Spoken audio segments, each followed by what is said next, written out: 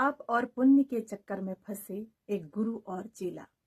एक बार की बात है कि एक महात्मा एक तालाब के किनारे तपस्या करने गए और वहां उन्होंने देखा कि तालाब में एक बगुला मछली को मारने की कोशिश कर रहा है।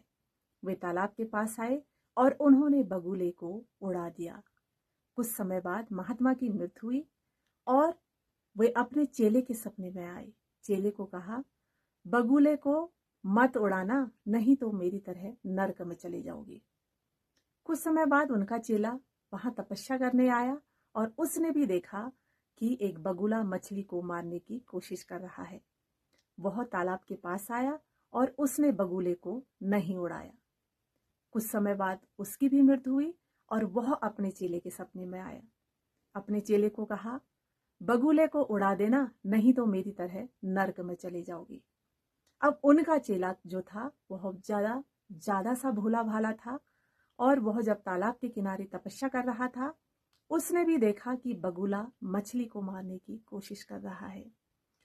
तो उसने भगवान से प्रार्थना की कि हे भगवान, जो सपना मैंने देखा कि मेरे गुरु ने कहा कि बगुले को उड़ा देना, मैं इस बात को नहीं समझ पा रहा हूं कि क्या पाप है, क्या पुण्य है, क्या नरक है और क्या स्वर्ग है।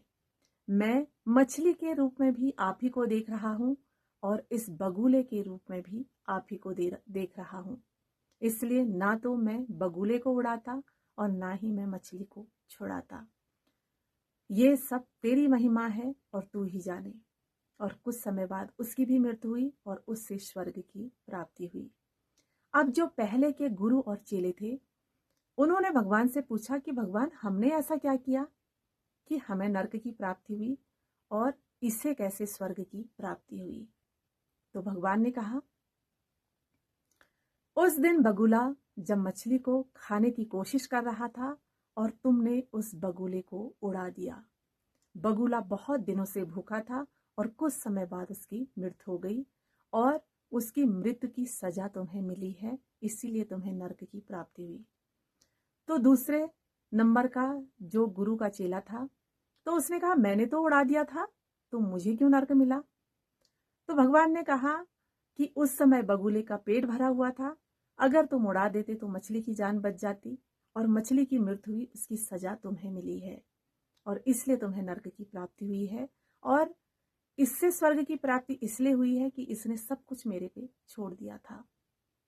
तो इस कहानी से यही सीख मिल रही है कि जो कुछ भी हो रहा है वह सब ईश्वर की कृपा से ही हो रहा है और जो कुछ भी हमारे जीवन में घटित हो रहा है वह हमें सब ईश्वर पे ही छोड़ देना चाहिए।